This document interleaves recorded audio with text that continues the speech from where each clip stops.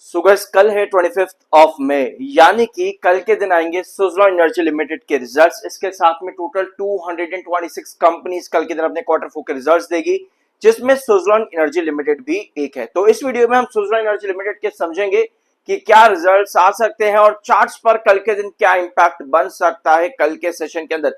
Last video जो हम लोगों ने फ्राइडे के मिड डे में लिया था, मिड सेशन के अंदर लिया था, हम लोगों ने वहां पे डिस्कस किया था 53.70 ये क्रॉस करना बहुत ज्यादा जरूरी रहेगा सुज़लॉन एनर्जी लिमिटेड के लिए। और यस, सुज़लॉन ने दिन के आखिर में जाते जाते 53.70 को क्रॉस भी करा है, जो कि बहुत इंपॉर्टेंट लेवल था सुज़लॉन के लिए। इसके साथ में आज के दिन हम लोग ये आरबीएनएल के भी क्वार्टर फोर का रिजल्ट डिस्कस करेंगे, क्योंकि कल के दिन इसके भी रिजल्ट्स हैं। एनबीसीसी का भी रिजल्ट आज के दिन डिस्कस करेंगे और इसके साथ में अमर राजा मोबिलिटी, इस कंपनी का भी आज के दिन हम क्वार्टर फोर का प्री एनालिसिस लेंगे। तो अगर आपको इनमें से किसी भी कंपनी का क्वार्टर फोर का प्री एनालिसिस चाहिए, कमेंट बॉक्स में यस लिखना, पूरी कोशिश रहेगी आज के दिन उसको अपलोड करने की। Alright, so last session Suzlon energy limited के अंदर जो ब्रेकआउट मिला, उसके पीछे एक रीजन सबसे बड़ा आता है वॉल्यूम और डिलीवरी का। ऑल्दो यस, कंपनी को लास्ट सेशन में ऑर्डर्स भी मिले थे, उसके बारे में आप लोग के साथ वीडियो के अंदर डिस्कस भी किया हुआ है कि क्या क्या ऑर्डर्स कंपनी को मिले। लेकिन मेजर पॉइंट ये था कि कंपनी में वॉल्यूम्स काफी कम थे लास्ट सेशन में, और उसके अपोजिट में डिलीवरीज अच्छी खासी थी, जो कि वीकली और मंथली बेसिस पर ज्यादा जाती हैं। इस वजह से आने वाला मंडे का सेशन बहुत ज्यादा इंपॉर्टेंट हो जाता है सुज़लॉन एनर्जी लिमिटेड के लिए। सो अभी हम आएंगे प्री एनालिसिस पर। पहले एक बार ना हम चार्ट पे आते हैं।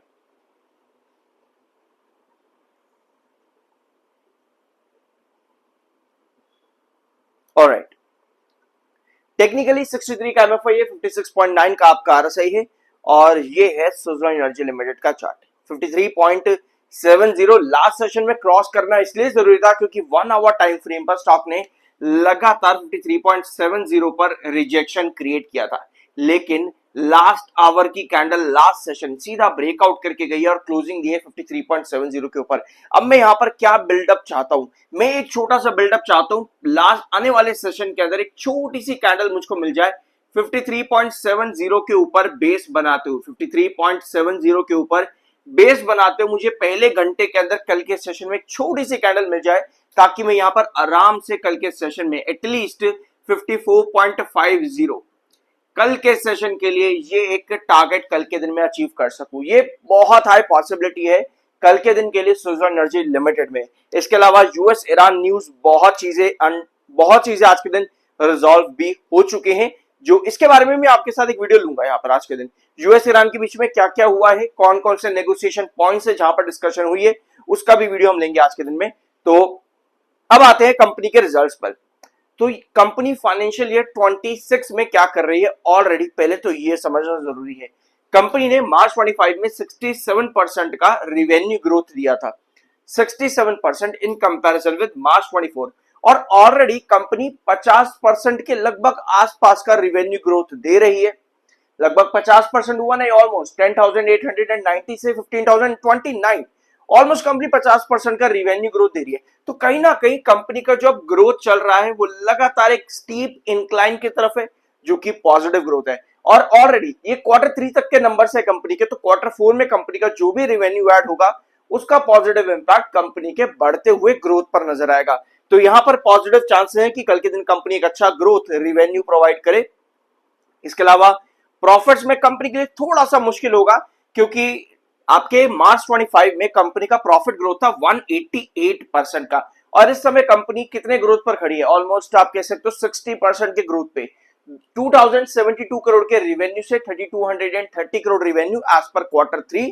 तो यस, ऑलमोस्ट 60% का प्रॉफिट ग्रोथ है, सॉरी ये प्रॉफिट्स है, ऑलमोस्ट 60% का प्रॉफिट ग्रोथ कंपनी यहां पर दे रही है। तो अगर कंपनी क्वार्टर 4 में भी कुछ अच्छा प्रॉफिट दे दे तो भी कितना आ जाएगा, हम 70% 80% के आसपास लेकर के भी अगर चले जाए तो प्रॉफिट ग्रोथ कंपनी का यहां पर डिक्लाइन जाएगा आपका एनुअल बेसिस पर, फाइनेंशियल ईयर बेसिस पर। 188% का प्रॉफिट ग्रोथ दे पाना बहुत मुश्किल है कंपनी का एज पर क्वार्टर 3 जो कंपनी फाइनेंशियल ईयर 26 में अभी तक दे रही है।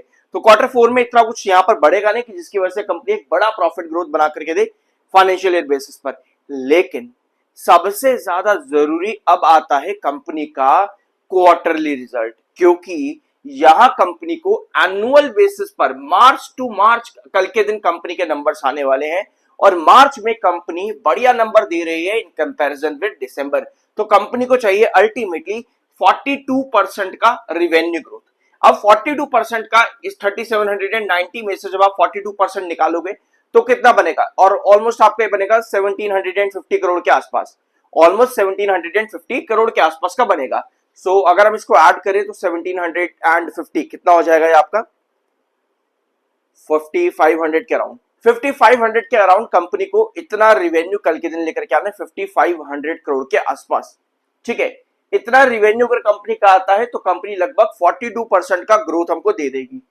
ऑलराइट, हाँ 42% का ग्रोथ तब जाकर ये कंपनी हमको देगी। सो इसके चांसेस बहुत कम यहां पर है, लेकिन रिजल्ट से ज्यादा कल के दिन जो एक्सपेक्टेशन रहेगी वो रहेगी मैनेजमेंट से क्या स्टेटमेंट आता है, ऑर्डर्स को लेकर के कंपनी क्या स्टेटमेंट प्रोवाइड करती है, क्योंकि यही मेजर कंसर्न सुजलॉन में बना जिसकी वजह से आपको 2025 के मिड में 66 के प्राइस से लेकर के इतनी बड़ी गिरावट देखने को मिली। उसके अलावा सीईआरसी के जो नए रूल्स और रेगुलेशन थे वो अपना मुद्दा लेकर के आए, साथ में कंपनी का प्रोजेक्ट एग्जीक्यूशन डिले जिसको मार्केट एक्सपर्ट से बहुत ज्यादा क्रिटिसाइज किया और कंपनी में आपको लगातार गिरावट देखने को मिली। तो ये कुछ रीजन थे कि क्यों आपको गिरावट देखने को मिली।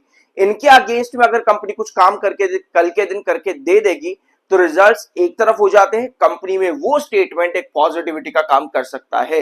तो कल के रिजल्ट सिर्फ और सिर्फ रिवेन्यू क्या होगा या प्रॉफिट्स क्या होंगे वो मैटर नहीं करते, रादर कंपनी में क्या स्टेटमेंट आता है। तो 5500 करोड़ कंपनी को कल के दिन रिवेन्यू चाहिए होगा 42% का ग्रोथ देने के लिए रिवेन्यूज के अंदर। और प्रॉफिट्स की अगर हम देखेंगे यहाँ पे तो कंपनी को देना है अराउंड 15% का ग्रोथ कंपनी को प्रॉफिट्स में लेकर के आना है। और अगर आप मार्च 25 में कंपनी का प्रॉफिट देखोगे तो 1181 करोड़ के प्रॉफिट पर कंपनी खड़ी थी वहां पे 1181, क्योंकि कंपनी का डेफर्ड टैक्स था। सो डेफर्ड टैक्स तो कंपनी का इस बार भी इतना बड़ा नहीं आएगा, इसके चांसेस तो ना के बराबर ही होते हैं कि इतना बड़ा फिर से डेफर्ड टैक्स और फिर से इतना बड़ा प्रॉफिट कंपनी दे दे। तो हम यहाँ पर क्या एक्सपेक्ट कर सकते हैं कंपनी से, एक बार एक और डेफर्ड टैक्स देखते हैं तो 539% का ग्रोथ यहाँ पर बन जाता है। सो इतना बड़ा ग्रोथ कंपनी नहीं दे पाएगी कि भैया 1181 करोड़ के प्रॉफिट्स के ऊपर 15% का ग्रोथ, ये नामुमकिन है। सो हम यहाँ पर क्या कर सकते हैं, हम देख सकते हैं कंपनी का प्रॉफिट बिफोर टैक्सेस क्या था 551 करोड़ का। तो 551 करोड़ के आप रूट कर सकते हो यहाँ पर कि कंपनी को इसके ऊपर 15% का प्रॉफिट देना है। सो 15% ऑफ 551 कितना हो जाएगा, ये हो जाएगा लगभग आपका 27 एंड लगभग 72 करोड़ के आसपास। ठीक है, तो 72 यानी कि ऑलमोस्ट आपका ये हो जाएगा 622 करोड़ कंपनी को इतना प्रॉफिट यहां पर बनाना है ताकि प्रॉफिट बिफोर टैक्सेस में कंपनी एटलीस्ट 15% का वहां पर प्रॉफिट ग्रोथ दे दे। इतना भी कंपनी के लिए काफी रहेगा। सो थोड़ा मुश्किल है कंपनी के लिए प्रॉफिट्स और रिवेन्यूज पर इतने बड़े ग्रोथ देना, इतना बड़ा जंप देना, क्योंकि पहले कंपनी के जो नंबर्स थे वो काफी कम थे। पर स्टिल अगर रिवेन्यू पर कल कंपनी 5500 करोड़ का रिवेन्यू प्रोवाइड कर दे तो यस प्रॉफिट्स पर भी हमको एक बड़ा जंप देखने को मिल सकता है। सो कल के रिजल्ट से ज्यादा इंपॉर्टेंट ये रहेगा कि कंपनी क्या स्टेटमेंट देती है अपने प्रोजेक्ट और ऑर्डर एग्जीक्यूशन के ऊपर। ये था आज के दिन का वीडियो। बाकी हम और भी क्वार्टर 4 के प्री एनालिसिस आज के दिन करेंगे, एंड तक देखना। आज के दिन पूरा दिन बहुत सी वीडियोस आने वाली है, सब्सक्राइब जरूर करके जाना। मिलता अगले वीडियो में।